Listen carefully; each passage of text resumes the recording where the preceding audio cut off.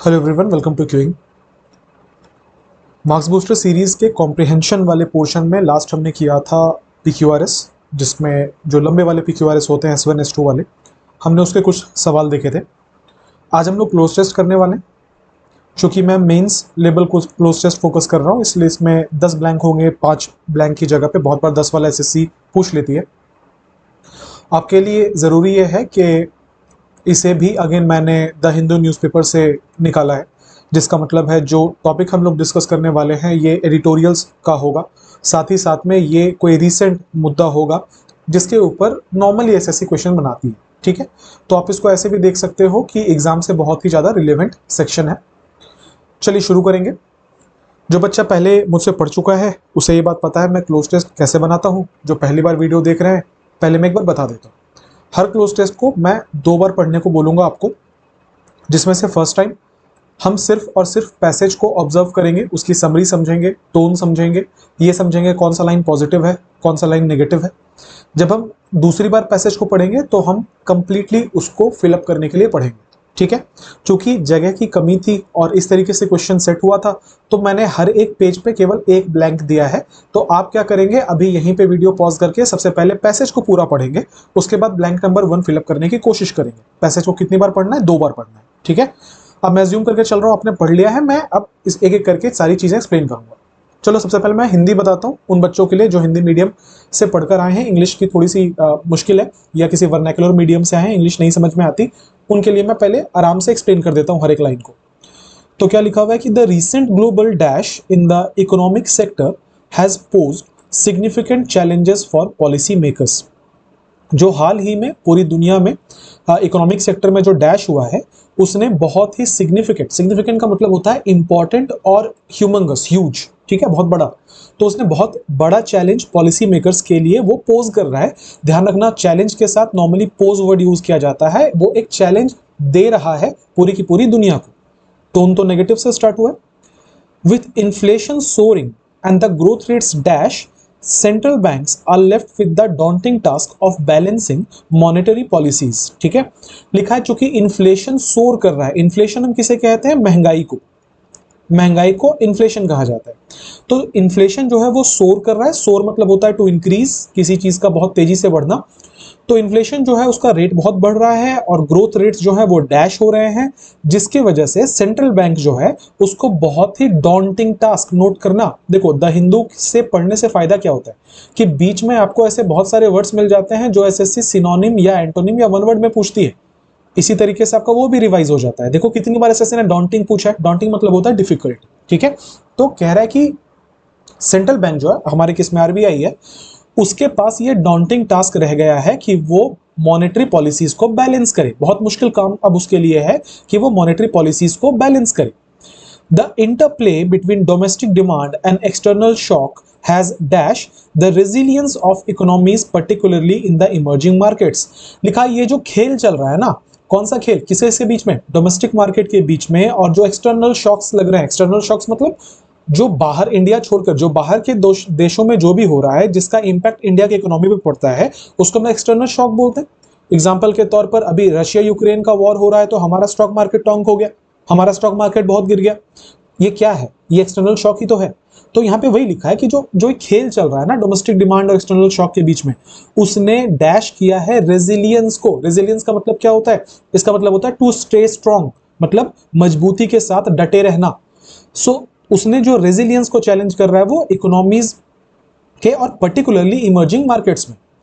The dash towards protectionism further complicates matters. लिखा है कि प्रोटेक्शनिज्म की तरफ जो डैश है ना, वो मैटर को और कॉम्प्लिकेट कर देता है ना। What is a protectionism? Protectionism का मतलब होता है जब कहीं की गवर्नमेंट चीजों को एक्सपोर्ट करने को बैन कर दे। ये सिर्फ एक तरीका है हेल्प करने का, मतलब ये एक फेज है प्रोटेक्शनिज्म का। चीजों को बैन कर दे एक्सपोर्ट करने से, ताकि डोमेस्टिक मार्केट को बेटर सर्व किया जाए, उसको प्रोटेक्शनिज्म कहते हैं। आसान भाषा में समझाता हूं। इंडिया में मान लो कि चावल की उपज किसी साल में कम हुई। अब क्या है, इंडिया बहुत सारा चावल जो है वो एक्सपोर्ट करता है। तो गवर्नमेंट ने कहा कि हमारे पास इतना ही चावल है कि हम अपने देश को खिला पाए, तो हम क्या करेंगे, हम बाहर वालों को नहीं देंगे। या इसको इस तरीके से भी देख सकते हैं कि इसमें गवर्नमेंट की कोई इकोनॉमिक पॉलिसी हो कि अभी इसको एक्सपोर्ट नहीं करना है, कुछ भी रीजन हो सकता है। इसको प्रोटेक्शनिज्म कहा जाता है। ठीक है। तो कह रहा है कि जो डैश है ना प्रोटेक्शनिज्म की तरफ, वो कॉम्प्लिकेट करता है मैटर को, threatening the dash of global trade, और ये ग्लोबल ट्रेड के डैश को भी थ्रेटन करता है। ये तो कॉमन सेंस है। आपने चाइना को कुछ अगर एक्सपोर्ट करना बंद कर दिया तो आपका जो उसके साथ ट्रेड का जो रिलेशन है वो तो हैम्पर हो जाएगा ना, फिर कि आप किसी को अब तक कुछ प्रोवाइड कर रहे थे, बोले नहीं भाई इस साल नहीं देंगे, तो आपकी क्रेडिबिलिटी पे सवाल उठेंगे।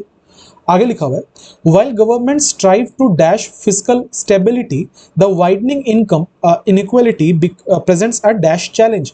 लिखा हुआ है कि जहां पे गवर्नमेंट स्ट्राइव करे, स्ट्राइव मतलब to work towards something, so government जो है वो काम कर रही है या वो चाह रही है कि ऐसा हो कि फिस्कल स्टेबिलिटी डैश हो जाए, फिस्कल स्टेबिलिटी डैश हो जाए। फिस्कल स्टेबिलिटी क्या है कि जितनी अर्निंग है और जितना खर्च है गवर्नमेंट का, मतलब गवर्नमेंट को जितने टैक्सेस आ रहे हैं, गवर्नमेंट जितना खर्च कर रही है उसको उसका फिस्कल बोला जाता है। ठीक है, सो फिस्कल स्टेबिलिटी को डैश करने की गवर्नमेंट कोशिश कर रही है, और जो इनकम इनइक्वालिटी है वो वाइड होता जा रहा है, वो बहुत ही डैश चैलेंज प्रोवाइड कर रहा है। Collaborative efforts among nations are crucial to dash systematic risks। लिखा है कि सबका साथ में मिलकर, सारे देशों का कोलैबोरेटिव मतलब होता है एक साथ, तो सभी देशों का एक साथ मिलकर काम करना, वी शुड वर्क टुगेदर, ताकि हम इस सिस्टमेटिक रिस्क को डैश कर पाए। बट पॉलिटिकल डाइवर्जेंसेस, लेकिन जो पॉलिटिक्स बटी हुई है, जो पॉलिटिकल डाइवर्जेंस है, वो हमेशा प्रोग्रेस को डैश करता है। It remains to be seen whether these challenges will dash new opportunities or exacerbate existing vulnerabilities। लिखा हुआ है कि अब ये देखने वाली बात होगी कि ये जो challenges हैं ये डैश करेंगे नई अपॉर्चुनिटीज को, या जो ऑलरेडी वल्नरेबिलिटीज हैं, जो ऑलरेडी परेशानियां हैं, उनको एक्सेसबेट करेंगे। एक्सेसबेट मैंने ऑलरेडी पढ़ा रखा है आपको 2-3 बार।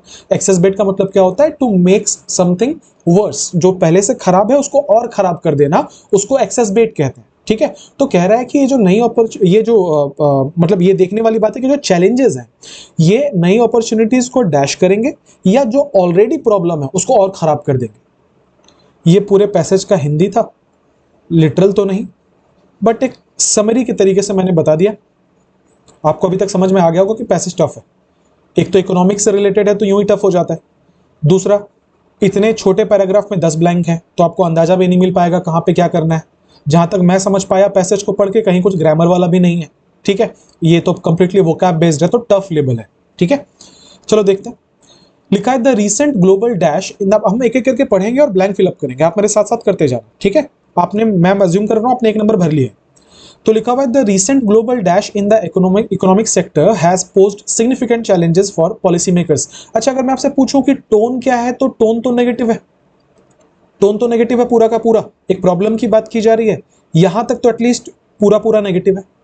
यहां से जो स्टार्ट हुआ था कि गवर्नमेंट स्ट्राइव कर रही है फिस्कल स्टेबिलिटी के लिए, यहां से थोड़ा सा हम लोग जा रहे थे सोल्यूशन की तरफ, राइट, बट उसके पहले तक तो पूरा नेगेटिव था। तो लिखा है कि the recent global dash in the economic sector has posed significant challenges for policy makers. लिखा है कि माफ कीजिएगा सॉरी, लिखा है कि हाल में जो ग्लोबल डैश हुए हैं इकोनॉमिक सेक्टर में, उसने सिग्निफिकेंट चैलेंजेस पॉलिसी मेकर्स के लिए क्रिएट किए हैं। क्या हुए हैं भाई? रिसेंट जो ग्लोबल रेजिलियंस आया है, रेजिलियंस का मतलब होता है टू कम बैक स्ट्रॉन्ग और टू स्टे स्ट्रॉन्ग। अगर हम यहाँ पे स्ट्रॉन्ग जैसा कोई वर्ड भर देंगे तब तो हमारा सेंटेंस पॉजिटिव हो जाएगा, ये सेंटेंस तो नेगेटिव है। क्या बोला जा रहा है कि बहुत बड़ा चैलेंज प्रोवाइड कर रही है ग्लोबल सेक्टर में जो हुआ है, तो ग्लोबल सेक्टर स्ट्रॉन्ग अगर हुआ है तो फिर सिग्निफिकेंट चैलेंज कैसे है वो? ये तो नहीं हो सकता। अगला वर्ड है अपहिवल। अपहिवल का मतलब होता है a sudden change in something. अगर आप हिंदी में समझना चाहते हो तो उथल पुथल समझते हो, उथल पुथल, एकदम से बढ़ जाना, एकदम से घट जाना, उसको अपहिवल कहते हैं। ठीक है, अब अगर हम यहाँ फिलअप करके देखें तो कह रहा है कि हाल में जो अपहीवल हुआ है, हाल में जो उथल पुथल हुआ है, हाल में जो सडन चेंजेस हुए हैं, वो बहुत सिग्निफिकेंट चैलेंजेस पॉलिसी मेकर्स के लिए लेकर आए। ये तो ठीक लग रहा है, आगे बढ़ते हैं। अगला है काम। अच्छा, ये तो पॉजिटिव वर्ड है ना, काम। हम इस सेंटेंस में ऐसे फिलअप कर रहे थे कि हमें किसी चैलेंज के बारे में बात करनी है तो हम नेगेटिव कोई वर्ड डालेंगे यहाँ पे। काम मतलब होता है शांत, ये तो नहीं हो सकता। आगे बढ़ेंगे। सर्ज। सर्ज का मतलब होता है टू इंक्रीज, किसी चीज का बहुत रैपिडली ऊपर जाना, उसको सर्ज बोलते हैं। जब भी वर्ड को याद करना हो ना, 2 तरीके होते हैं मेरे हिसाब से। पहला तरीका ये, या 3 तरीके बोलूं मैं। पहला तरीका ये कि उस वर्ड्स का कोई निमोनिक्स बना लो या उस वर्ड के आसपास में कोई कहानी गढ़ लो ताकि याद हो जाए। दूसरा, उस वर्ड को इतनी बार सुनो कि वो याद हो जाए। या तीसरा है कि उसको यूज करना स्टार्ट कर दो। ये तीनों को अप्लाई करोगे, वोकैब सीख जाओगे। देखो, सर्ज का मतलब क्या होता है? To increase. अब मैं बताता हूं कहां सुना होगा। आपने बहुत बार सुना होगा सर्ज इन प्राइसेस। जब भी महंगाई बढ़ती है हमेशा आर्टिकल में आता है there is a huge surge in price. Surge का मतलब बहुत ज्यादा इंक्रीज होना, बहुत इंक्रीज प्राइस है। उम्मीद करता हूं याद हो गया।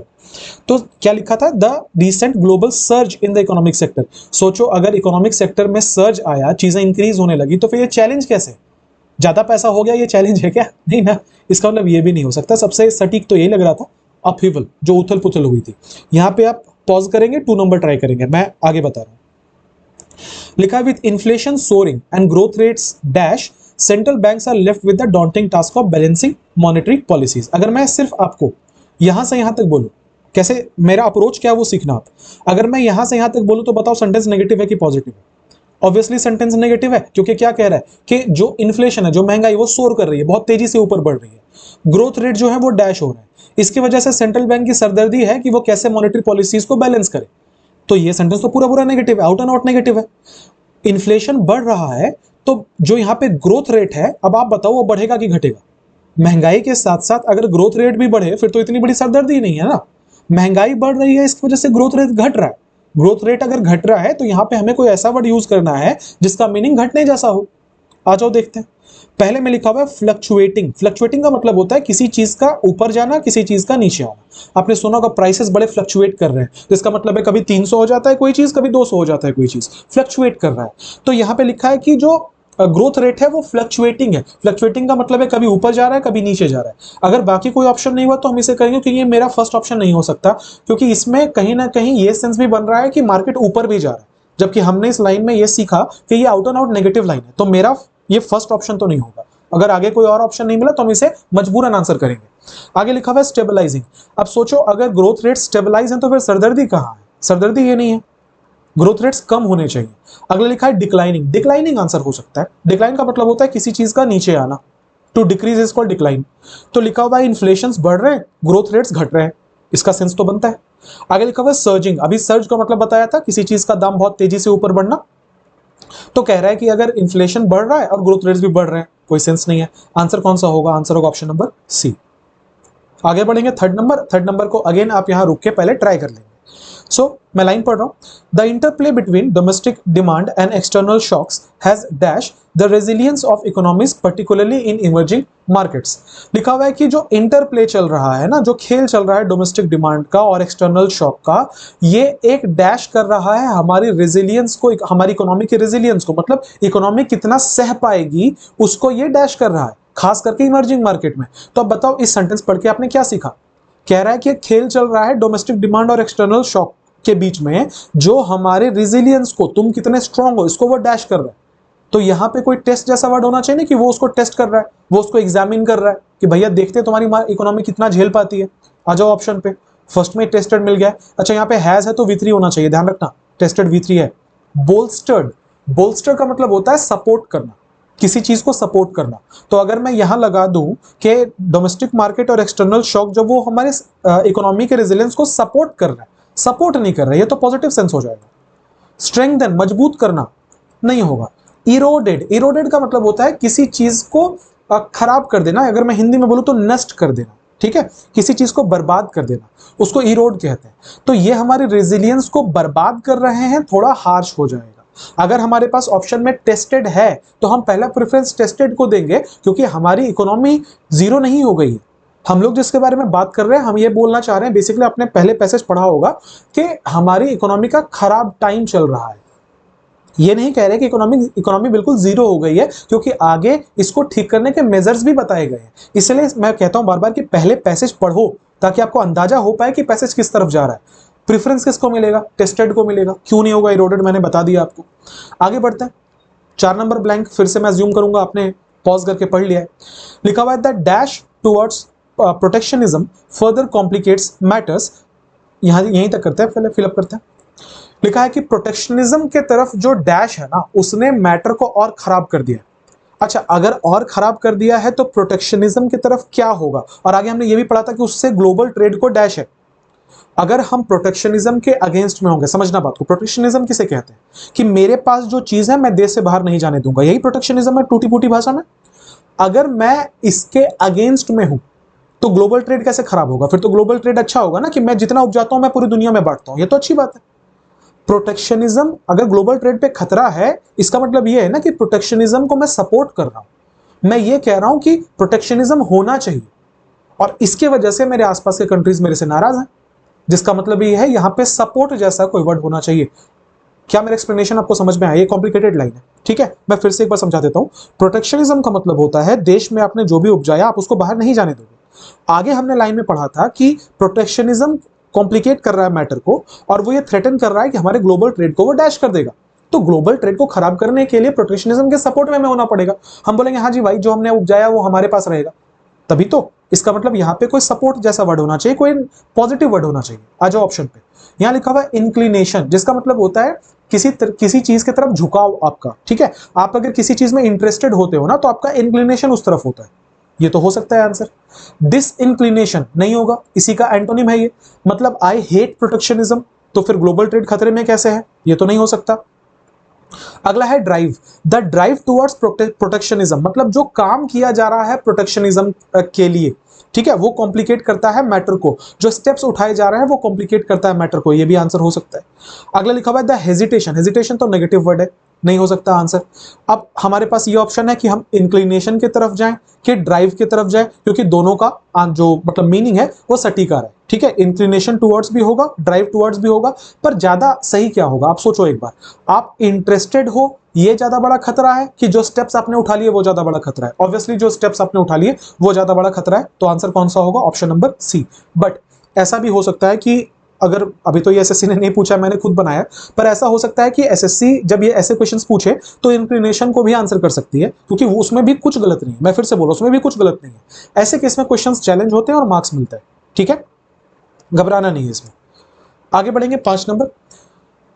हाँ, तो threatening the dash of global trade, global trade के डैश को वो थ्रेटन कर रहा है, वो उसको खतरे में डाल रहा है। ग्लोबल ट्रेड का क्या? ग्लोबल ट्रेड के फाउंडेशन को खतरे में डाल रहा है। ग्लोबल ट्रेड के आर्किटेक्चर, देखो ट्रेड का तो आर्किटेक्चर नहीं होगा, ट्रेड तो बस एक रिलेशन है, रिलेशन में हम घर बनाओगे क्या, आर्किटेक्चर कैसे होगा? The framework of global trade, ठीक है, या the essence of global trade. देखो एसेंस का मतलब होता है किसी चीज के अंदर मतलब किसी चीज में जो मोरल लेसन है ना वो उसका एसेंस होता है, जो किसी चीज का मेन पॉइंट है वो उसका एसेंस होता है, ठीक है, मोरालिटी एसेंस होता है। सो ग्लोबल ट्रेड का तो कोई एसेंस नहीं होगा। अब है फाउंडेशन ऑफ ग्लोबल ट्रेड या फ्रेमवर्क। देखो ग्लोबल ट्रेड का कोई फाउंडेशन तो हो नहीं सकता, फ्रेमवर्क का मतलब होता है सिस्टम, कि एक ग्लोबल ट्रेड का एक सिस्टम है, राइट। हर ट्रेड का एक सिस्टम होता है। फॉर एग्जाम्पल मेरे पेड बैचेस में आप मुझे पैसे देते हो, मैं आपको पढ़ाता हूं, ये एक सिस्टम है ना। अगर मैंने इसमें से कुछ भी चेंज करने की कोशिश की कि मैं आपको फ्री में पढ़ा दूंगा, तो मेरे एंड पे लॉस होगा। मैं पैसे लेके आपको नहीं पढ़ाऊंगा, आपके एंड पे लॉस होगा। किसी भी हिसाब से अगर मैं कुछ छेड़छाड़ करूंगा फ्रेमवर्क के साथ तो प्रॉब्लम होगी ना, सिस्टम के साथ जो छेड़छाड़ करूंगा प्रॉब्लम होगी ना। तो ये फाउंडेशन को चैलेंज नहीं करता। फाउंडेशन मतलब होता है जिस चीज से वो बना, जो बेस है उसका, उसके लिए बहुत हार्श हो जाएगा। आंसर है फ्रेमवर्क को। Next, while government strive to dash fiscal stability, कह रहा है कि जबकि गवर्नमेंट ये ट्राई करती है कि वो फिजिकल स्टेबिलिटी को डैश करे। अब सोचो गवर्नमेंट हमेशा क्या ट्राई करेगी कि जो फिजिकल स्टेबिलिटी है वो जैसी है वैसी बनी रहे। गवर्नमेंट तो यही ट्राई करेगी ना कि वो जैसी है वैसी बनी रहे।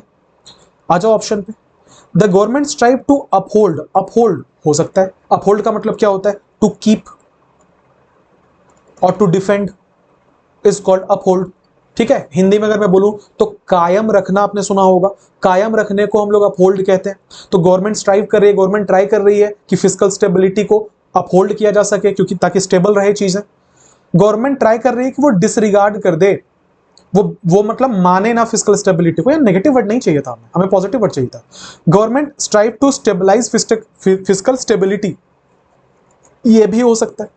अगला लिखा हुआ है रीस्ट्रक्चर, रीस्ट्रक्चर करने की कोशिश नहीं कर रही, सेंस नहीं बनेगा। अब ऑप्शन है या तो ए या तो सी, ज्यादा सटीक ए है, जिसका मतलब होता है टू कीप और डिफेंड, कि गवर्नमेंट ने एक पॉलिसी बनाई, अब गवर्नमेंट पुरजोर कोशिश कर रही है कि उसी पॉलिसी में चीजों को रखा जाए, उसे बदला ना जाए, ठीक है। इस वजह से अपहोल्ड को प्रेफरेंस मिलेगा, हालांकि स्टेबलाइज भी गलत नहीं है।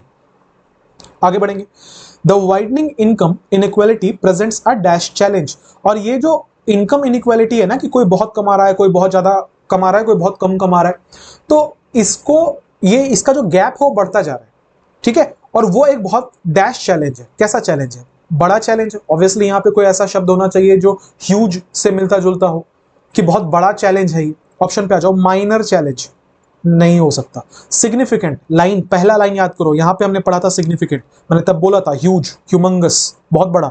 सिग्निफिकेंट चैलेंज हो सकता है। नेग्लिजिबल चैलेंज मतलब कोई चैलेंज ही नहीं है, जीरो के बराबर है। पेरिफेरल चैलेंज, पेरिफेरल का मतलब होता है, एक वर्ड में अगर मैं बोलूं, आपने एसएससी में बहुत बार पढ़ा होगा, ट्रिवियल वर्ड। ट्रिवियल का मतलब होता है something that is not important. कोई ऐसी चीज जो बड़ी अनइंपॉर्टेंट हो, उसको पेरिफेरल कहा जाता है, उसको ट्रिवियल कहा जाता है। अगेन ये छोटे वाले सेंस में, तो माइनर छोटा, नेग्लिजिबल छोटा, पेरिफेरल छोटा। आंसर होगा option number B, significant challenge है, ठीक है। Next, collaborative efforts among nations are crucial to dash systematic risks.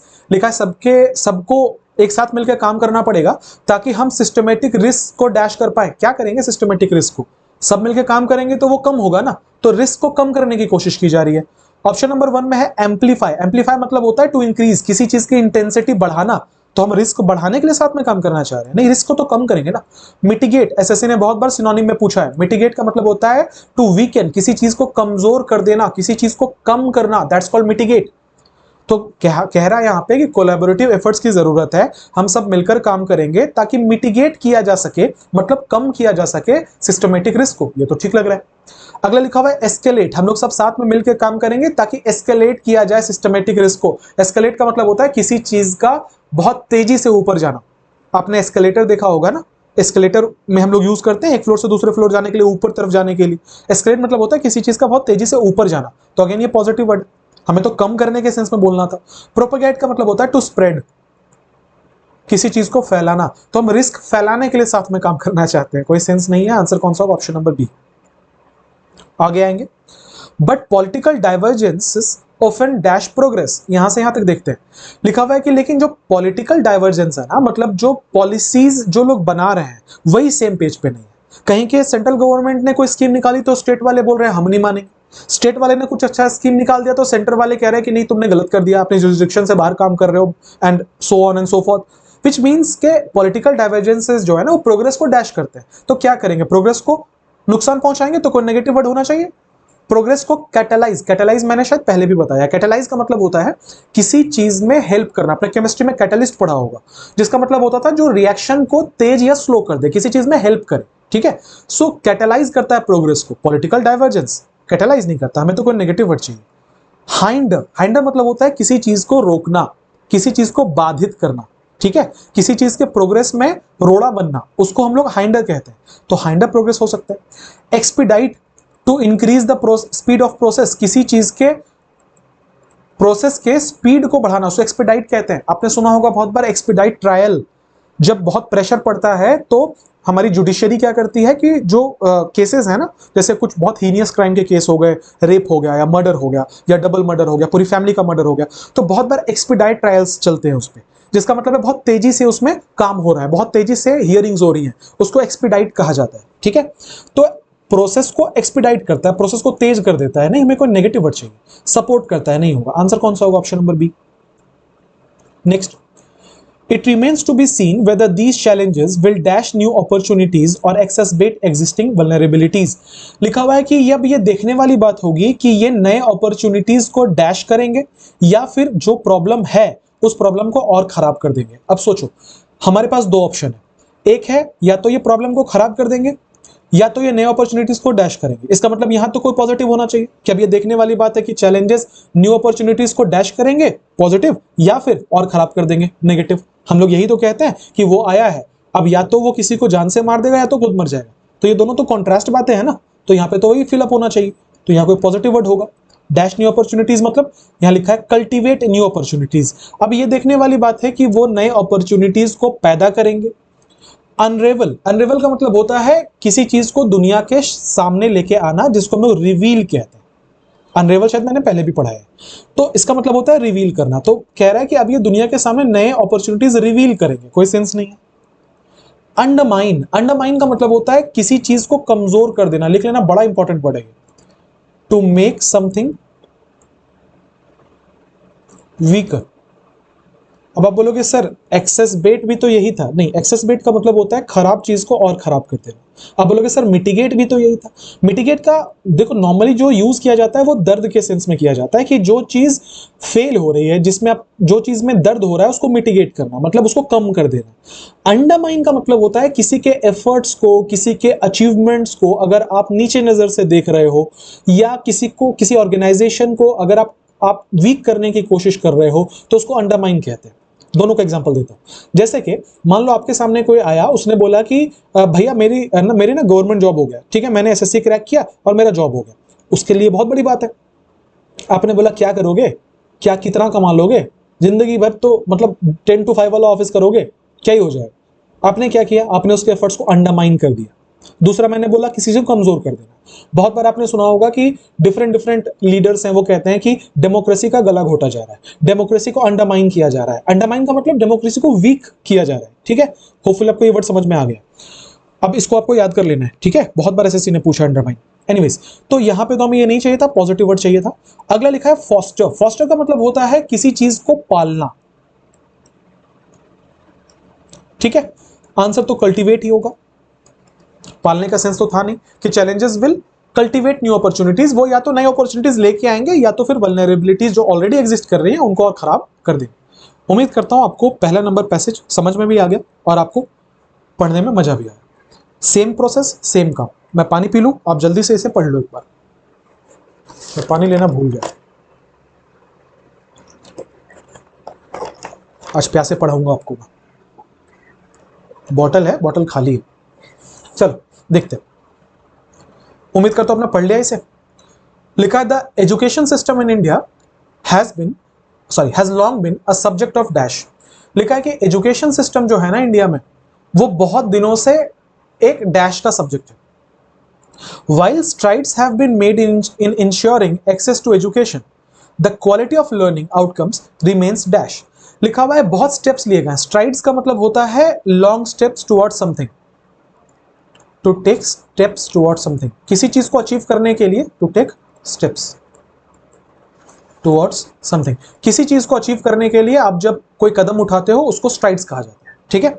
तो लिखा है while strides have been made in ensuring access to education, सब तक एजुकेशन पहुंच पाए इसके लिए बहुत सारे स्टेप्स उठाए गए हैं, लेकिन जो लर्निंग की क्वालिटी है वो अभी भी डैश है। A lack of skilled teachers, outdated curricula and inadequate infrastructure are key dash to progress। लिखा हुआ है जो स्किल्ड टीचर्स की कमी है, जिस तरीके से सिलेबस डिजाइन किया हुआ है, जिस तरीके से करिकुलर डिजाइन किया वो बहुत आउटडेटेड है, साथ ही साथ में इंफ्रास्ट्रक्चर की बहुत कमी है, ये सब प्रोग्रेस को डैश कर रहे हैं। Furthermore, the emphasis on rote learning often dash critical thinking and problem solving skills। लिखा है उसके बावजूद जो emphasis है ना रोट लर्निंग के ऊपर, रोट लर्निंग मतलब रट्टा, ये मैंने पहले पढ़ाया था सर कि रट्टा मारने को रोट लर्निंग कहा जाता है। तो ये जो रोट लर्निंग के ऊपर ज्यादा जोर है, ना कि क्रिटिकल थिंकिंग और प्रॉब्लम सॉल्विंग स्किल्स को डैश करने के लिए, ये प्रॉब्लम है। आगे, the introduction of the national education policy aims to dash these gaps. लिखा हुआ है कि जो एनईपी आया था ना, सुना होगा आपने, नेशनल एजुकेशन पॉलिसी, उसका इंट्रोडक्शन एम करता है ताकि वो इन गैप्स को डैश कर सके, but it's implementation faces dash challenges. लेकिन उसके जो इसको अप्लाई जो करना है, अब गवर्नमेंट ने तो अनाउंस कर दिया एनईपी को, लेकिन एनईपी को अप्लाई करने में डैश चैलेंजेस फेस करने पड़ रहे हैं। आगे देखेंगे, bridging the digital divide is another dash task. लिखा है कि जो डिजिटल डिवाइड का जो ब्रिज है ना, वो भी एक बहुत बड़ा चैलेंज है। As millions of students in rural areas lack dash to online resources. मतलब पढ़ाई तो ऑनलाइन हो गई, टीचर्स ऑनलाइन आ गए, लेकिन सबके पास क्या मोबाइल का एक्सेस है, सबके पास क्या इंटरनेट का एक्सेस है। तो ये जो डिजिटल डिवाइड है ना, कि किसी के पास इजिली टैब और आईपैड मिल रहा है और किसी को एक बेसिक नेटवर्क भी नहीं प्रोवाइड हो रहा, इसको भी ब्रिज करना एक बहुत डैश टास्क है, क्योंकि लाखों ऐसे स्टूडेंट्स हैं रूरल एरियाज में जिनका ऑनलाइन रिसोर्सेज का जिनको डैश नहीं है। Without significant investment and systematic reforms, the dream of an equitable and inclusive education system may dash unfulfilled। लिखा हुआ है बिना significant investment के या systematic reform के जो एक सपना है ना कि एक ऐसा एजुकेशन सिस्टम हो जो इक्विटेबल हो, मतलब सबके लिए बराबर हो, इंक्लूसिव हो कि कहीं के भी बच्चे पढ़ रहे हो, कोई कास्ट, कोई रिलीजन, कोई एरिया, कोई स्टेट ना देखना हो, सबको साथ में पढ़ रहे हैं, वो अनफुलफिल्ड रह जाएगा। It is imperative to dash efforts to address these issues comprehensively. ये जरूरी है कि एफर्ट्स उठाए जाए इन इश्यूज को कॉम्प्रिहेंसिवली डैश करने के लिए, कॉम्प्रिहेंसिव एड्रेस करने के लिए। ठीक है, इंपेरेटिव का मतलब होता है वेरी इंपॉर्टेंट, नोट कर लेना, एसएससी ने बहुत बार पूछा है। IMPERATIVE, imperative means something that is very necessary, is called imperative. आ जाए भाई, फिलअप करेंगे अब हम लोग। क्या लिखा है? The education system in India has long been a subject of dash. Education system जो है इंडिया में वो बहुत दिनों से डैश है, क्या है? Has been a subject of negligence, कि उसे बहुत दिन से नेग्लेक्ट किया जा रहा है। अच्छा, यहां देखना एजुकेशन सिस्टम की बात हो रही है। अगला, has been a subject of reform, कि उसे बहुत दिन से रिफॉर्म किया जा रहा है। Has been a subject of debate, एक बहस का विषय है। Has been a system of disregard, एक बेइज्जती का विषय है। चारों में से क्या होगा? सबसे पहले देखो, बेइज्जती तो नहीं हो सकता, बेइज्जती का विषय। दूसरा, एजुकेशन सिस्टम को नेग्लेक्ट थोड़ी ना किया जा रहा है, एजुकेशन सिस्टम में जो चेंजेस करने हैं उसको नेग्लेक्ट किया जा रहा है। ऐसा थोड़ी है कि स्कूल नहीं, स्कूल तो है ही। प्रॉब्लम वहां है जहां स्कूल कॉम्प्रिहेंसिव नहीं है, स्कूल एफिशिएंट नहीं है। ठीक है, इसका मतलब नेग्लिजेंस तो नहीं हो सकता है। क्या एजुकेशन सिस्टम को रिफॉर्म करने का बहुत सालों से प्रयास चल रहा है? क्योंकि लॉन्ग बिन लिखा हो, ठीक है, नहीं, बहुत सालों से तो प्रयास नहीं चल रहा, बहुत सालों तक जैसा एजुकेशन था वैसा ही है, ये भी नहीं हो सकता। ये वाला सबसे सटीक बैठ रहा है। दूसरा, आपने बहुत बार सुना होगा subject of debate, subject of debate.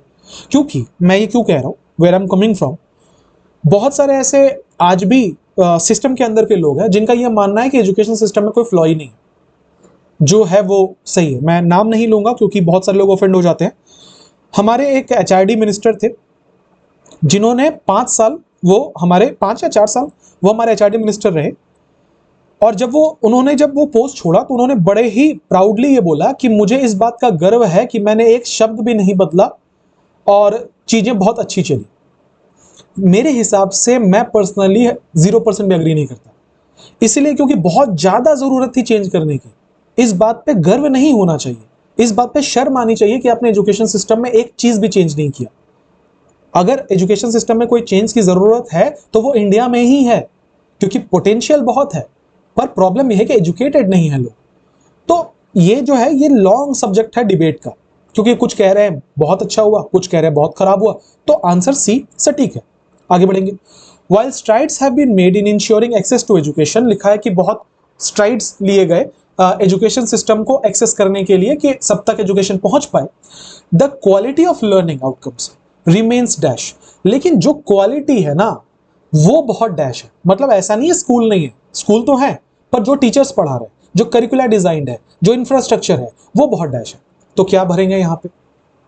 कोई नेगेटिव वर्ड होना चाहिए कि नहीं होना चाहिए? क्वालिटी ऑफ लर्निंग तो अच्छा नहीं है, तभी तो ये पैसेज लिखा हुआ है। तो देखते हैं इनएडिक्वेट। इनएडिक्वेट का मतलब होता है हिंदी में अपर्याप्त, something that is not enough, ठीक है, उसको इनएडिक्वेट कहते हैं। हो सकता है नेगेटिव वर्ड चाहिए में रिमार्केबल, रिमार्केबल का मतलब होता है शानदार, नहीं हो सकता, हम नेगेटिव वर्ड ढूंढ रहे हैं। प्रॉमिसिंग नेगेटिव वर्ड ढूंढ रहे हैं, सेटिस्फैक्टरी नेगेटिव वर्ड ढूंढ रहे हैं। ऑप्शन नंबर 1, आगे बढ़ेंगे। A lack of skilled teachers, outdated curricula and inadequate infrastructure are key dash to progress. अच्छे टीचर्स की कमी, आउटडेटेड करिकुला और इनएडिक्वेट इंफ्रास्ट्रक्चर जो है वो प्रोग्रेस को डैश कर रहे हैं। आर की हाइंड्रेंसेस, अच्छा ये सब प्रोग्रेस को तो नेगेटिव वे में ही अफेक्ट करेंगे ना, कि स्किल टीचर्स नहीं, आउटडेटेड करिकुला है, तो नेगेटिव वर्ड होना चाहिए। हाइंड्रेंस मतलब अभी हमने बात करी थी, ऑब्स्टेकल्स को हाइंड्रेंस कहते हैं, ऐसी कोई चीज जो ग्रोथ रोक रही हो, ठीक है, हो सकता है। आगे लिखा हुआ है बूस्टर्स, ये सब प्रोग्रेस के बूस्टर्स है, जैसे ये मार्क्स बूस्टर सीरीज में चला रहा हूं, नहीं ये तो पॉजिटिव है, नेगेटिव वर्ड चाहिए। एक्सेलरेटर्स पॉजिटिव वर्ड है, नेगेटिव वर्ड चाहिए। फैसिलिटेटर्स पॉजिटिव है, नेगेटिव चाहिए। आंसर कौन सा होगा? Option number 1 हाइंड्रेंसेस। देख रहे हो ये पॉजिटिव नेगेटिव सीख लेने से एक बार कितनी आसानी से क्वेश्चन सॉल्व होता है। आगे देखो, furthermore the emphasis on rote learning often dash critical thinking, ये जो रोट लर्निंग के ऊपर जो एम्फेसिस है ना, जिसमें हम लोगों को रटाई जा रही है चीजें, समझाई नहीं जा रही, तो लिखा है कि further more the emphasis on rote learning often dash critical thinking. हम लोग जब रटते हैं ना तो हम चीजों को क्रिटिकली नहीं समझ पाते, हमें प्रॉब्लम सॉल्विंग स्किल्स नहीं आ पाती। इसका मतलब यहां पे कोई नेगेटिव वर्ड होना चाहिए कि ये जो रोट लर्निंग है ये हमारे क्रिटिकल थिंकिंग को क्या कर रही है? स्टॉप कर रही है। यहां पे कोई नेगेटिव वर्ड होना चाहिए। आ जाओ, इनहैंसेस हेल्प करना, बेहतर करना, नेगेटिव वर्ड है। अंडरमाइंस, मैं ऑलरेडी बता चुका आपको अंडरमाइन का मतलब टू मेक समथिंग वीकर, किसी चीज को कमजोर करना, तो ये हमारी क्रिटिकल थिंकिंग को कमजोर कर रही है, हो सकता है। अगला वर्ड है प्रमोट्स, पॉजिटिव वर्ड है, मैं नेगेटिव वर्ड चाहिए। अगला वर्ड है कल्टिवेट्स, पैदा करना, पॉजिटिव वर्ड है, नेगेटिव वर्ड चाहिए। आंसर कौन सा होगा? Undermines. Next, the introduction of the national education policy aims to dash these gaps.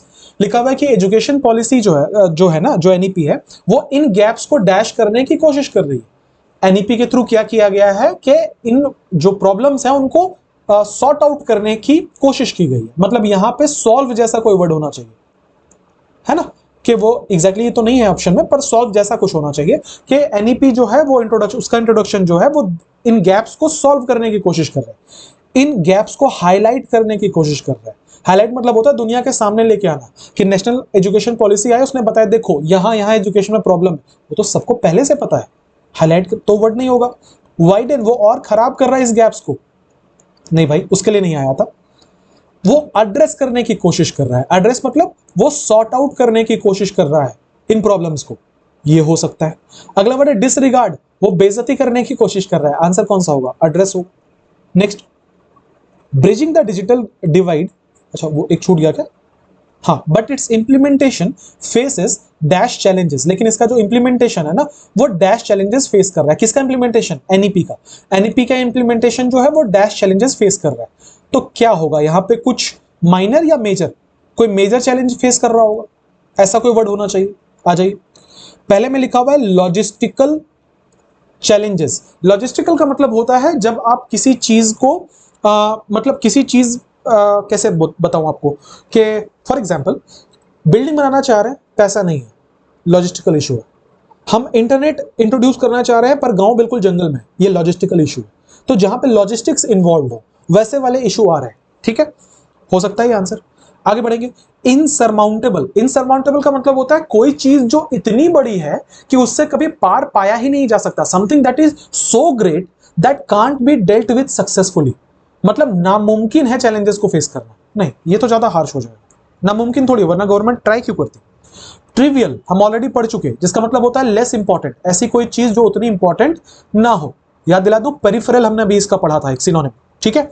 सो बहुत माइनर चैलेंजेस फेस कर रही है गवर्नमेंट। नहीं भाई, मैनेजेबल चैलेंजेस फेस कर रही है, ये भी नहीं होगा। मैनेज करने लायक चैलेंजेस, फिर प्रॉब्लम कहां है? आंसर है लॉजिस्टिकल इशू है, जो मैंने एक्सप्लेन किया कि गवर्नमेंट करना चाह रही है पर बहुत बार लॉजिस्टिक साथ नहीं देते। अगला लिखा हुआ है bridging the digital divide is another dash task. जो ब्रिज कर रहा है ना डिजिटल डिवाइड को, वो अगला डैश टास्क है। डैश मतलब अगेन यहाँ पे मेजर जैसा कुछ होगा, फिर से वो मेजर टास्क है। देखते हैं, इज अनदर चैलेंजिंग टास्क हो सकता है, इज अनदर मॉन्यूमेंटल टास्क, ये बहुत बड़ा टास्क है, बहुत ह्यूज टास्क है, ठीक है। अगला वर्ड है बहुत सिंपल टास्क है। सिंपल है तो फिर कर क्यों नहीं पाए? अचीवेबल टास्क है। आंसर तो दो ही वर्ड हो सकता है, जिसको अचीव किया जा सकता है आसानी से उसको अचीवेबल कहते हैं। हमें कोई पॉजिटिव वर्ड नहीं चाहिए था, नेगेटिव वर्ड चाहिए था। अब है bridging the digital divide is another challenging task या इज अनदर मॉन्यूमेंटल टास्क। दोनों सही है, ज्यादा प्रेफरेंस मैं दूंगा मॉन्यूमेंटल को, क्योंकि यहाँ पे मिलियंस की बात की जा रही है। अगला लाइन पढ़ना, मिलियंस ऑफ स्टूडेंट्स की बात की जा रही है, मतलब बहुत बड़ा टास्क है। तो आंसर क्या होगा? मॉन्यूमेंटल। हालांकि चैलेंजिंग भी गलत नहीं है। लिखा है millions of students in rural areas lack dash to access to online resources. क्योंकि जो रूरल एरियाज के बच्चे हैं, अभी मैंने आंसर गलती से बोल दिया क्योंकि एक ही वर्ड फिट आएगा। इन रूरल एरियाज के जो बच्चे हैं वो ऑनलाइन रिसोर्सेज का उनके पास डैश नहीं है, क्या नहीं है, उनकी एक्सेस नहीं है, उनकी पहुंच नहीं है वहां तक, ठीक है। उनका रेजिस्टेंस नहीं है। हमें यहाँ पे रेजिस्टेंस चाहिए क्या? कि because they lack resistance. Resistance मतलब होता है किसी चीज को होने में रोकना। तो क्या कह रहा है कि मिलियंस ऑफ स्टूडेंट्स ऐसे हैं जिनके पास कोई रेजिस्टेंस ही नहीं है। अच्छा, अगर रेजिस्टेंस ही नहीं है तो फिर क्या रोक रहा है उनको? गलत है ना। उनके पास कोई अपोजिशन ही नहीं है। नहीं, अपोजिशन है, ये तो उल्टा सेंस हो जाएगा। उनके पास कोई कनेक्टिविटी नहीं है ऑनलाइन रिसोर्सेज के लिए। देखो, अगर यहाँ पे ऑनलाइन क्लासेस हम कहते हैं तो हम कनेक्टिविटी वर्ड को मतलब आंसर करते हैं कि कनेक्टिविटी के साथ हम लगा सकते हैं ऑनलाइन क्लासेस को, क्लासेस से कनेक्ट किया जाता है, पर यहाँ रिसोर्सेज बोला जा रहा है। हो सकता है कोई पीडीएफ हो सकता है ना। इसका मतलब ये है कनेक्टिविटी तो फिट नहीं आएगा, एक्सेस ज्यादा अच्छा है कि एक्सेस नहीं है उनका रिसोर्सेज की तरफ, वो पहुंच नहीं पा रहे रिसोर्सेज उन तक। Without significant investment and systematic reforms, the dream of an equitable and inclusive education system may dash unfulfilled। एक ही फिट आएगा यार, हम लोग इतनी बार पढ़ चुके हैं, may remain unfulfilled। देख लो फिर भी लिखा हुआ है कि बिना सिग्निफिकेंट इन्वेस्टमेंट के, मतलब बहुत खर्च लगेगा इसमें, बिना उसके या बिना सिस्टमेटिक रिफॉर्म के जो ड्रीम है ना कि एक इक्विटेबल और इंक्लूसिव एजुकेशन सिस्टम बनाया जाए, वो अनफुलफिल्ड ही रह जाएगा। जिसका मतलब है वहां पे रिमेन ही फिट आ रहा है, विल रिमेन अनफुलफिल्ड। मैं रीजन बताता हूं आपको।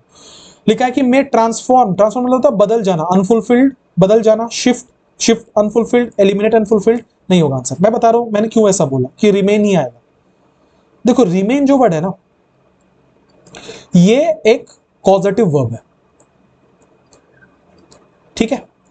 कॉजेटिव वर्ब ऐसे वर्ब्स को हम कहते हैं जो किसी भी सेंटेंस में जब आता है तो अपने साथ कोई एडजेक्टिव या ऐसे वर्ड्स लेकर आता है जो वर्ब, जिसको वर्ब का फॉर्म बोल सकते हो। यहां पे अनफुलफिल्ड वर्ब का फॉर्म था। कभी अगर मौका मिला तो कॉजेटिव डिटेल में एक्सप्लेन करूंगा, अभी बहुत डिस्ट्रैक्शन हो जाएगा क्योंकि लंबा टॉपिक है, तो मैं भी बस बोल के निकल रहा हूं। जो बच्चे कॉजेटिव वर्ब समझते हैं उनको आसानी समझ में आ जाएगा, जो नहीं समझते आप हिंदी वाले रीजन से बना लो जो उसके पहले मैंने बताया, क्योंकि ये थोड़ा सा कॉम्प्लेक्स टॉपिक है, ठीक है। माफ कीजिएगा, उसके लिए मैं पूरा एक्सप्लेन नहीं करूंगा यहाँ पे। तो क्या लिखा हुआ है कि मेड डैश अनफुलफिल्ड, अभी मैंने बोला कि रिमेन जो है वो पॉजिटिव वर्ब है, क्योंकि अनफुलफिल्ड जो इसके बाद एडजेक्टिव था कि सिस्टम कैसा रह जाएगा, सिस्टम अनफुलफिल्ड रह जाएगा। हमें इस एडजेक्टिव को कनेक्ट करने के लिए पॉजिटिव वर्ब चाहिए था। इन चारों में से केवल एक पॉजिटिव वर्ब है रिमेन, तो इसलिए मैंने उसको आंसर किया था। ये मेरा ग्रामर का रीजन है, ठीक है। आगे बढ़ेंगे। It is imperative to dash efforts, अच्छा एफर्ट्स डैश करने की जरूरत है तो क्या होगा, it is imperative to dilute efforts, यहां कोई पॉजिटिव वर्ड होना चाहिए। डाइल्यूट मतलब होता है किसी चीज को पतला करना।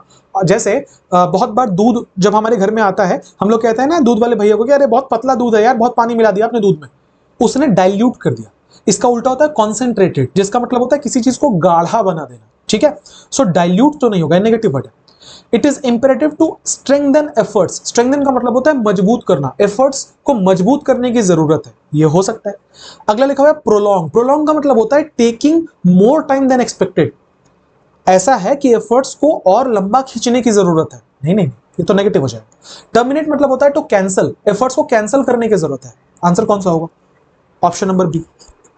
वन के कंपैरिजन में टू थोड़ा सा आसान था, ठीक है, पर वो भी आसान इसलिए था क्योंकि मैंने आपको, मैं जो बना रहा था क्वेश्चन वो मैं पॉजिटिव नेगेटिव टोन पकड़ के बना रहा था। अब जो एग्जैक्ट वोकैब फिलअप करने पे आएंगे उनके लिए भाई ये टफ लगेगा, उनको फिर भी टफ लगेगा, ठीक है। इसीलिए मैं उस तरीके से नहीं पढ़ा रहा, मैं किस तरीके से पढ़ा रहा हूँ पॉजिटिव नेगेटिव पकड़ के, और मैं हमेशा ऐसा ही पढ़ाता हूँ, मेरे लिए क्वेश्चन ईजी हो जाते हैं। फिर आपने सीखा है मुझसे ये तरीका तो अच्छी बात है, आपको एग्जाम में बहुत काम आए। थर्ड पे बढ़े, सेम चीज सेम लॉजिक देख लेते हैं। लिखा है India's demographic dividend has often been dash as a key driver of economic growth. लिखा है कि इंडिया का जो डेमोग्राफिक डिविडेंड है ना, व्हाट इज डेमोग्राफिक डिविडेंड, पहले वो समझते हैं। डेमोग्राफी, देखो किसी भी एरिया में रहने वाली पॉपुलेशन को उसका डेमोग्राफी कहा जाता है। डेमोग्राफिक डिविडेंड का मतलब है कि जब किसी पर्टिकुलर एरिया या कंट्री या स्टेट के बहुत सारे लोग एक ही एज में हो और वो उस एज में हो जहां पे फायदा हो सकता है। फॉर एग्जाम्पल इंडिया में, मुझे एग्जैक्ट परसेंटेज तो नहीं पता, पर इंडिया में मेजोरिटी ऑफ पॉपुलेशन अभी यंग है। तो अगर आप डेमोग्राफिक डिविडेंड के नजरिए से देखेंगे ना तो इंडिया अभी एकदम पीक पे है, क्योंकि यहाँ के ज्यादातर लोग जो हैं वो यूथ वाले एज में आते हैं, जो ज्यादा पैसे कमा सकते हैं, ज्यादा इकोनॉमी को सपोर्ट कर सकते हैं। तो इंडिया का जो डेमोग्राफिक डिविडेंड है वो एकदम फर्स्ट क्लास है, थम्स अप, ठीक है। आप समझ गए मैं किसके बारे में बात कर रहा हूं। अगर किसी कंट्री का मान लो डेमोग्राफिक डिविडेंड वीक पड़ रहा है, इसका मतलब वहां पे ज्यादा ऐसे लोग हैं जो पैसे नहीं कमाते, या तो ज्यादा बच्चे हैं, या तो ज्यादा बूढ़े हैं, या तो ज्यादा ऐसे लोग हैं जो अर्न नहीं कर सकते, ठीक है। तो डेमोग्राफिक डिविडेंड इसी को कहा जाता है। आप समझ गए कभी इसका मीनिंग। तो क्या लिखा हुआ है, इंडिया का जो डेमोग्राफिक डिविडेंड है वो डैश है, key driver of economic growth, economic growth चलाने के लिए वो की ड्राइवर है। However the potential remains largely dash due to a lack of skill development and employment opportunities. However मैंने पहले भी कई बार अपने क्लोज टेस्ट के सेशंस में आपको बताया है, हाउएवर का मतलब होता है हालांकि। हालांकि का मतलब आपने पहले जो कहा अब आप उसका नेगेटिव बोलोगे। अगर पहले वाला सेंटेंस पॉजिटिव है तो आगे वाला सेंटेंस नेगेटिव होगा। फॉर एग्जाम्पल मैं जल्दी उठा था, however I got late for my office, मैं उठा जल्दी था, पॉजिटिव बात है। हालांकि मुझे ऑफिस में देर हो गया, नेगेटिव बात है। तो जब भी कभी आप हाउएवर से जोड़ोगे, ऑल्दो से जोड़ोगे, बट से जोड़ोगे, तो हमेशा ये कॉन्ट्रास्टिंग चीजों को जोड़ता है। तो लिखा था कि हाउएवर, लेकिन, हालांकि ये जो पोटेंशियल है ये लार्जली डैश है क्योंकि स्किल डेवलपमेंट की कमी है, इंप्लॉयमेंट अपॉर्चुनिटीज की कमी है। The dash between education and industry requirements exacerbates the problem. और जो एजुकेशन और इंडस्ट्री की रिक्वायरमेंट है उसके बीच में जो डैश है वो प्रॉब्लम को और खराब कर देती है। अब ये सब तो हम हमारे एकदम डेली लाइफ की चीज है भाई, कि आप सीख स्कूल में कुछ और रहे हो, सीख कॉलेज में कुछ और रहे हो, डिमांड किसी और चीज की है जॉब में। ये तो बहुत बड़ी समस्या है। आगे, while the government has initiated several skill development programs, their dash remains questionable। लिखा है कि जबकि गवर्नमेंट ने बहुत सारे स्किल डेवलपमेंट प्रोग्राम्स को इनिशिएट किया है, लेकिन उनका जो डैश है ना वो क्वेश्चनेबल है आज भी। Moreover, the dash rate of job creation fails to match the burgeoning workforce। लिखा हुआ है कि उसके साथ साथ moreover का मतलब होता है जब आप ऐसा कोई लाइन बोलने वाले हो जो पहले वाले लाइन को सपोर्ट करे। जैसे कि मैं महीने के मान लो 20,000 रुपए कमाता हूं, मोर ओवर मेरे भाई जो कमाते हैं वो भी मुझे देते हैं। तो ये मोर ओवर का मतलब है जो मैंने पहले बोला उसके सपोर्ट में मैं कुछ और बोल रहा हूं कि मैं बहुत स्किल्ड इंसान हूं, मोर ओवर मैं अच्छा पढ़ा लिखा भी हूं। आपको मीनिंग समझ में आ गया? तो लिखा हुआ है कि moreover that dash rate of job creation fails to match the burgeoning workforce. Burgeoning का मतलब क्या होता है? बर्जनिंग का मतलब होता है डेवलपिंग क्विकली। जिन्हें नहीं पता है एसएससी ने पूछा है, ठीक है, लिख लेना। डेवलपिंग क्विकली, कोई चीज जो बहुत तेजी से डेवलप कर रही है। तो लिखा है कि कहां थे हम लोग? हाँ, ये जो जॉब क्रिएशन का जो रेट है वो जो डैश है ना वो फेल कर रहा है, वो मैच नहीं कर पा रहा बर्जनिंग वर्कफोर्स को। मतलब वर्कफोर्स तो बहुत बढ़ रहा है, काम करने वाले लोग तो बहुत बढ़ रहे हैं, लेकिन जॉब क्रिएशन का जो रेट है वो बहुत डैश है। Bridging the gap requires dash investment in vocational training and entrepreneurship. लिखा हुआ ये जो गैप है ना, ये जो गैप है इसको ब्रिज करना बहुत जरूरी है, ठीक है। और इसको ब्रिज करने के लिए क्या करना पड़ेगा? वोकेशनल ट्रेनिंग में इन्वेस्टमेंट करनी पड़ेगी, एंटरप्रेन्योरशिप में इन्वेस्टमेंट करनी पड़ेगी। The private sector must also dash a proactive role in nurturing talent. Private sector को भी एक प्रोएक्टिव रोल लेना पड़ेगा, मतलब एक्टिवली सामने आना पड़ेगा टैलेंट को नर्चर करने के लिए। ये सिर्फ गवर्नमेंट का काम नहीं है। विदाउट अ कॉम्प्रिहेंसिव अप्रोच, और बिना किसी कॉम्प्रिहेंसिव अप्रोच के, the dash dividend could dash into a liability. और अगर कोई कॉम्प्रिहेंसिव अप्रोच नहीं लिया गया, अगर कोई ठीक ठाक अप्रोच नहीं लिया गया, तो ये जो डैश करता हुआ डिविडेंड है ना, ये बहुत जल्दी लायबिलिटी में बदल जाएगा। It is imperative to dash reforms that align education with employment opportunities. ये बहुत जरूरी है कि कोई ऐसा रिफॉर्म लाया जाए जो कि अलाइन हो, जो कि सेम लाइंस पर आए। किसके किसके? एजुकेशन और एम्प्लॉयमेंट अपॉर्चुनिटीज के। मतलब बेसिकली कहना चाह रहा है कि पढ़ाओ वही जिससे नौकरी मिले, या पढ़ाओ वही जिसको आप स्किल बोलो, ठीक है। आ जाओ भाई साहब।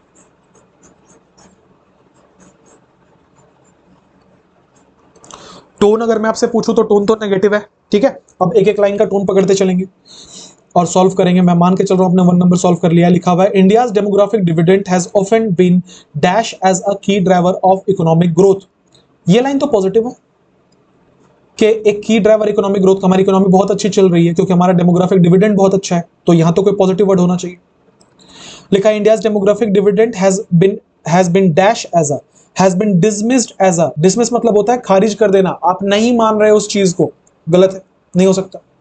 अंडरमाइंड, किसी चीज को कमजोर कर देना, वीक कर देना। कितनी बार अंडरमाइंड आ गया देख लो आज ही, गलत है। नेग्लेक्टेड, नेगेटिव वर्ड है, हमें तो पॉजिटिव चाहिए था। हेल्ड हो सकता है। हेल्ड मतलब होता है किसी चीज की तारीफ करना, ठीक है, उसको हम लोग हेल कहते हैं। आपने बहुत बार सुना होगा hello the king, which means महान राजा है, तारीफ करो इसकी, hello the king. So hello का मतलब होता है किसी चीज की तारीफ करना। ऐसे अगर हिंदी में अगर मैं आपको एग्जैक्ट वर्ड बोलूं तो पुकारने को हेल कहा जाता है, ठीक है। To call someone is called hail. पर यहां जो सेंस था वो तारीफ करने वाला था कि इंडिया का जो डेमोग्राफिक डिविडेंड है वो एक की ड्राइवर है इकोनॉमिक ग्रोथ का, उसे माना जाता है की ड्राइवर इकोनॉमिक ग्रोथ का। हाउएवर, हालांकि अभी मैंने बोला था पहले वाला सेंटेंस पॉजिटिव, तो आगे तो डेफिनेटली नेगेटिव होगा क्योंकि हाउएवर यूज किया हुआ है।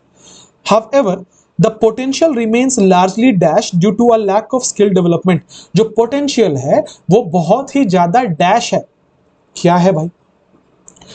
The potential remains largely untapped। Untapped का मतलब होता है untouched, ठीक है, कि जो पोटेंशियल है ना उसका पूरा फायदा नहीं उठाया जा रहा, अनटैप्ड है वो अभी भी, ठीक है। समझाता हूं, इसका एक एग्जांपल सब बेहतर समझ पाओगे।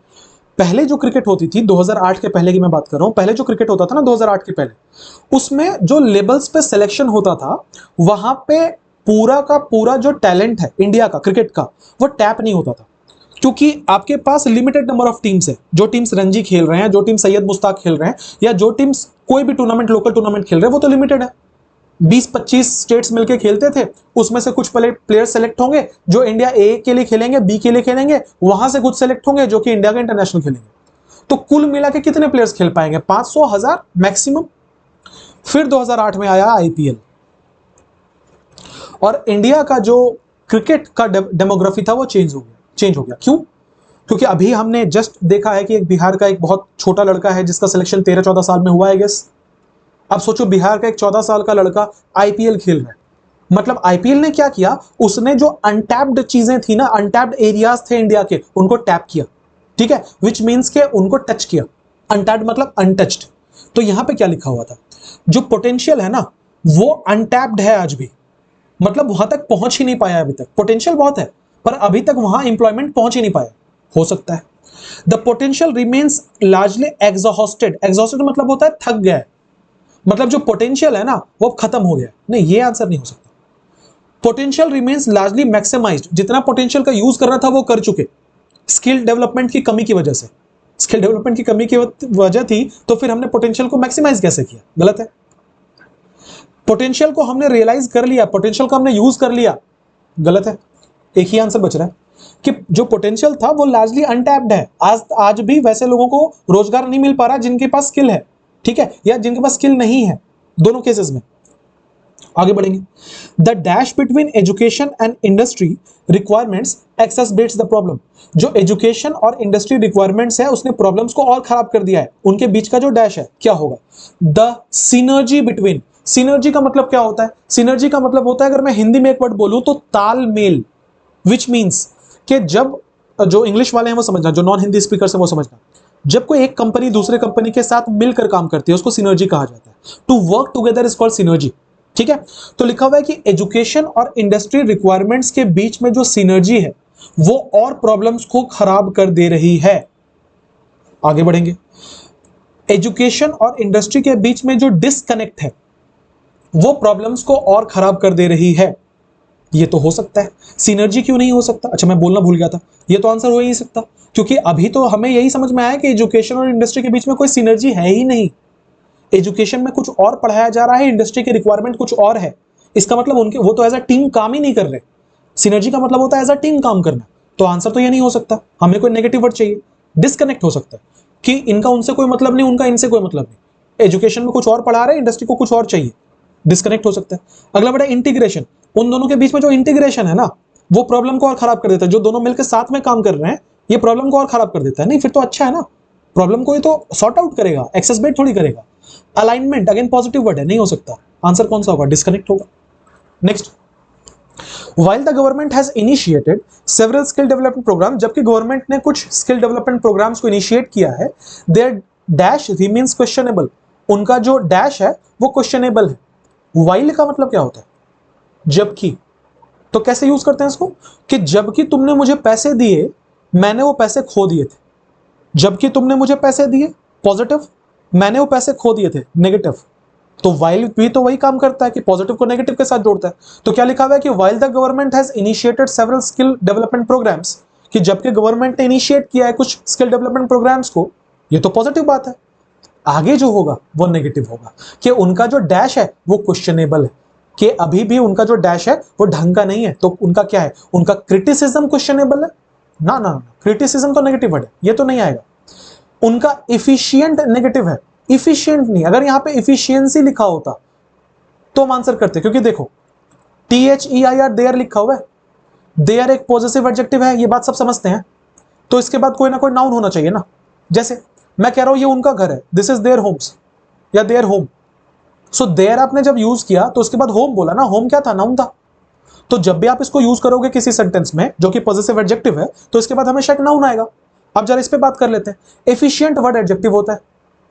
बोल रहा हूं he is a very efficient person, तो वो पर्सन की तारीफ कर रहा हूं ना, मैं पर्सन की क्वालिटी बता रहा हूं ना। तो जो नाउन की क्वालिटी बताएगा वो तो एडजेक्टिव होगा। तो एफिशिएंट थोड़ी ना चाहिए था हमें, हमें एक नाउन चाहिए था। तो एफिशिएंसी होता तो हम आंसर कर सकते थे शायद कि उनकी एफिशिएंसी क्वेश्चनेबल है। अगला है कि उनका इंपैक्ट क्वेश्चनेबल है, कि हो तो गया है, गवर्नमेंट ने एग्जीक्यूट तो कर दिया है, लेकिन जो उनका इंपैक्ट है वो क्वेश्चनेबल है। कितना प्रभाव पड़ रहा है ये क्वेश्चनेबल है। हो सकता है। अगला उनकी रेडंडेंसी, रेडंडेंसी का मतलब होता है ऑब्सोलीट, कोई चीज जो कि अब इस्तेमाल नहीं होती, कोई चीज जो बेकार है उसको रेडंडेंट कहा जाता है। ठीक है, जैसे आपने सुना होगा कि ये कॉन्सेप्ट मत पढ़ो, बहुत रेडंडेंट कॉन्सेप्ट है, जिसका मतलब है अब ये कॉन्सेप्ट यूज ही नहीं होता, ऑब्सोलीट हो चुका है वो। ये तो आंसर नहीं होगा। आंसर क्या है? ऑप्शन नंबर सी, इंपैक्ट, कि उनका इंपैक्ट क्वेश्चनेबल है। Next, moreover the dash rate of job creation fails to match the burgeoning workforce. लिखा हुआ उसके साथ साथ ही एक्सक्यूज मी, उसके साथ साथ ही जो रेट है ना जॉब क्रिएशन का, वो फेल कर रहा है मैच करने में वर्कफोर्स को। मतलब वर्क बर्जनिंग वर्कफोर्स मतलब वर्कफोर्स तो बहुत तेजी से बढ़ रहा है, ज्यादा पॉपुलेशन इतनी ज्यादा है इंडिया की, लोग बहुत बहुत सारे ऐसे लोग हैं जो यूथ और बढ़ते ही जा रहे हैं। क्या जॉब उस रेट से क्रिएट हो रहा है? नहीं हो रहा। इसका मतलब यहां पे तो कोई नेगेटिव वर्ड होना चाहिए था कि जो रेट है वो बहुत खराब है। ठीक है, आ जाओ ऑप्शन पे। लिखा है स्लगिश, स्लगिश का मतलब होता है स्लो, कोई ऐसी चीज जो बहुत स्लो है। अगेन मैं यूज बता रहा हूं, आपको याद आ जाएगा। आपने अगर क्रिकेट आप देखते हो तो कमेंट्री में आपने देखा होगा बहुत बार बोलते हुए स्लगिश शॉट और स्लगिश फील्डिंग। फील्डिंग तो मैंने बहुत बार सुना है कि कोई बड़ा सुस्त फील्डर है या उसने बहुत सुस्त एफर्ट डाला, बोलते हैं he was a bit sluggish in the field. Sluggish का मतलब क्या है? स्लगिश का मतलब है कि वो थोड़ा स्लो था। ठीक है, आगे बढ़ेंगे। एक्सपोनेंशियल, बहुत तेजी से किसी चीज का रेट बढ़ना, उसको एक्सपोनेंशियल बोलते हैं। एक्सपोनेंशियल ग्रोथ आपने सुना होगा, बहुत तेजी से चीजें बढ़ रही हैं, नहीं हो सकता ना। एडिक्वेट मतलब जितना चाहिए उतना, पर्याप्त। नेगेटिव मतलब आंसर नहीं होगा ये। ठीक है, कंसिस्टेंट, लगातार, आंसर तो एक ही हो सकता है। स्लगिश क्योंकि हमें एक नेगेटिव वर्ड चाहिए था, ये तीनों पॉजिटिव थे, एक्सपोनेंशियल, एडिक्वेट और कंसिस्टेंट। आगे बढ़ेंगे। Bridging the gap requires dash investment in vocational training and entrepreneurship. लिखा था कि ये जो गैप है ना, इसको ब्रिज करने के लिए क्या चाहिए? इन्वेस्टमेंट चाहिए वोकेशनल ट्रेनिंग में और एंटरप्रेन्योरशिप चाहिए। तो गैप को bridging the gap requires dash investment. अच्छा, कैसा इन्वेस्टमेंट चाहिए होगा? कितना, आपको क्या लगता है कि कितना इन्वेस्टमेंट चाहिए होगा हमारे पूरे एजुकेशन सिस्टम को, या ऐसे बोलो डेमोग्राफिक डिविडेंड को कैपिटलाइज करने के लिए? बहुत सारा। ऐसा तो है नहीं करोड़ 2 करोड़ से होने वाला है, बहुत सारे पैसे चाहिए। इसका मतलब इन्वेस्टमेंट यहां पे ह्यूज जैसा कुछ होना चाहिए, या उस सेंस में होना चाहिए। पहला लिखा हुआ है मिनिमल, बहुत कम इन्वेस्टमेंट चाहिए। कम होता तो अब तक हो जाता ना। अगला है बहुत रॉबस्ट इन्वेस्टमेंट चाहिए। रॉबस्ट का मतलब होता है, ऐसे तो देखो अगर लिटरल मीनिंग में बताऊं तो स्ट्रिक्ट को रॉबस्ट कहा जाता है। ठीक है, something that is very strict और something that is very strong, उसको भी हम रॉबस्ट कहते हैं। रॉबस्ट इन्वेस्टमेंट मतलब हेवी इन्वेस्टमेंट, बहुत स्ट्रॉन्ग इन्वेस्टमेंट चाहिए, बहुत हेवी इन्वेस्टमेंट चाहिए, हो सकता है। अगला लिखा हुआ है सिंबॉलिक इन्वेस्टमेंट। सिंबॉलिक का मतलब है कि इतने पैसे खर्च कर देना कि लोग एग्जांपल देने लगे, बिल्कुल सिंबल बन जाइए कि देखो फलाने लोग ने कितना काम किया था, कि कितना खर्च कर दिया था। नहीं नहीं, ये पॉलिटिकल टोन चला जाएगा इसका। बहुत टेम्पररी इन्वेस्टमेंट चाहिए, नहीं, बहुत रोबस्ट इन्वेस्टमेंट चाहिए, ये आंसर हो सकता है। आगे लिखा हुआ है the private sector must also dash a proactive role in nurturing talent। Private sector को भी डैश करना पड़ेगा, एक प्रोएक्टिव रोल निभाना पड़ेगा टैलेंट को नर्चर करने के लिए। मस्ट ऑल्सो क्या, कोई पॉजिटिव वर्ड होना चाहिए? आ जाओ। रिलिंक्विश, रिलिंक्विश का मतलब होता है किसी चीज को छोड़ देना। आपने पढ़ा है कितनी बार एब्डिकेट, रिलिंक्विश, एब्डिकेट, दोनों के दोनों आपने बहुत बार पढ़ा होगा, सिनोनिम में बहुत बार ऐसे पूछती है। किसी चीज को छोड़ देना, to give up is called relinquish और इट्स कॉल्ड एब्डिकेट। तो क्या कह रहा है कि प्राइवेट सेक्टर को भी अपने पोजीशंस छोड़ने पड़ेंगे, प्राइवेट सेक्टर को भी प्रोएक्टिव रोल छोड़ना पड़ेगा। छोड़ना मतलब नहीं, उसे निभाना पड़ेगा, उल्टा है ये तो। मस्ट ऑल्सो अज्यूम, उसे भी अज्यूम करना पड़ेगा एक प्रोएक्टिव रोल, हो सकता है। मस्ट ऑल्सो अपोज, अपोज तो नेगेटिव हो जाएगा। मस्ट ऑल्सो डेटर, डेटर का मतलब होता है टू स्टॉप, सिनोनिम है फेंड, पढ़ा होगा आपने बहुत बार। नेगेटिव वर्ड है, नहीं हो सकता। पॉजिटिव वर्ड तो एक ही है, अज्यूम, उसे एक रोल अज्यूम करना पड़ेगा, प्रोएक्टिव रोल अज्यूम करना पड़ेगा। और वैसे भी रोल के साथ अज्यूम बहुत लगता है, आपने सुना होगा he has assumed the role of a prime minister in absence of a regular prime minister, सुना होगा आपने। विदाउट अ कॉम्प्रिहेंसिव अप्रोच मतलब बिना एक कॉम्प्रिहेंसिव अप्रोच के the dash dividend could dash into a liability. The dash dividend, अच्छा अभी हमने यहां पढ़ा था डिविडेंड के साथ क्या, डेमोग्राफिक डिविडेंड। ये जो डेमोग्राफिक डिविडेंड है, ये तो यार लॉलीपॉप मिल गया बिल्कुल। डेमोग्राफिक, टेक्नोलॉजिकल, फाइनेंशियल, कल्चरल, एक ही आंसर हो सकता है, the demographic dividend could dash into a liability. अच्छा, अगर इसमें समझदारी से स्टेप्स नहीं उठाए गए तो ये जो डेमोग्राफिक डिविडेंड है हमारा, ये लायबिलिटी में डैश हो जाएगा, क्या हो जाएगा, बदल जाएगा। विल ट्रांसफॉर्म होगा, could transform, could evolve, could devolve, और कुड म्यूटेट। देखो इवॉल्व इनटू अ लायबिलिटी तो नहीं होता है, ठीक है। अब होगा डिवॉल्व इनटू अ लायबिलिटी या mutate into a liability. Mutate का मतलब होता है to change form, to change form, ठीक है। चेंज फॉर्म तो नहीं हो सकता है। अब ऑप्शन है या तो आप ट्रांसफॉर्म को करो या तो डिवॉल्व को करो, कि could transform into a liability या could devolve into a liability. दोनों का मतलब होता है एक वर्ड में अगर मैं बोलूं तो चेंज करना, ठीक है। ऐसे डिवॉल्व का लिटरल मतलब होता है टू गिव रिस्पॉन्सिबिलिटी और टू डिलीगेट रिस्पॉन्सिबिलिटी। अपनी जिम्मेदारी किसी और को दे देना, उसको डिवॉल्व कहते हैं। लिटरल मीनिंग ये है। यहां पे जो यूज किया जा रहा है जिस सेंस में, वो चेंज करने के लिए यूज किया जा रहा है। क्या हो सकता है? देखो ट्रांसफॉर्म ज्यादा सटीक लग रहा है, क्योंकि यहां पे डिवॉल्व का मतलब होता है टू गिव रिस्पॉन्सिबिलिटी। यहां रिस्पॉन्सिबिलिटी की बात नहीं की गई थी। आंसर कौन सा होगा? Option number A, to transform into a liability. वो तुरंत बदल जाएगा एक लायबिलिटी में। आगे बढ़ेंगे, लिखा है it is imperative to dash reforms that align education with employment opportunities. लिखा हुआ है ये बहुत जरूरी है कि ऐसे रिफॉर्म्स को डैश किया जाए जो एजुकेशन और एम्प्लॉयमेंट अपॉर्चुनिटीज से अलाइन करे, ठीक है। क्या किया जाए? It is imperative to dilute reforms, it is imperative to accelerate reforms, it is imperative to delay reforms, it is imperative to obstruct reforms. Reforms को आप क्या करोगे? ऑब्स्ट्रक्ट करोगे, रिफॉर्म्स को रोकोगे आप, कोई सेंस नहीं। यहां तो कोई पॉजिटिव वर्ड होना चाहिए था। डिले करोगे आप रिफॉर्म्स को, नहीं। डाइल्यूट मैंने बता दिया, किसी चीज को पतला करना, उसको डाइल्यूट कहते हैं। एक ही वर्ड बचता है जो पॉजिटिव सेंस में था, एक्सेलरेट रिफॉर्म्स। ये जरूरी है कि एक्सेलरेट किया जाए रिफॉर्म्स को। उम्मीद करता हूं ये सेशन आपको अच्छा लगा, और ये भी कि आपको बहुत सीखने को मिल रहा है। मैं अगर ऐसे बोल सकता हूं तो कि आपको सीखने को मिल रहा है इस सेशन से। जो अप्रोच मैंने यूज किया है, इसी अप्रोच से मैंने कई एग्जाम्स दिए और मेरे मार्क्स अच्छे आए। ये अप्रोच अगर आप रखोगे तो शायद आपकी हेल्प होगी। मिलेंगे अगले वीडियो में। अगर चैनल पे नए हो तो सब्सक्राइब करते जाना, साथ ही साथ में जितने ज्यादा लोगों से शेयर कर पाओ उतना ज्यादा शेयर करना। बहुत बहुत ध्यान रखो अपना, पढ़ाई करते रहें। Thank you everyone, have a nice day.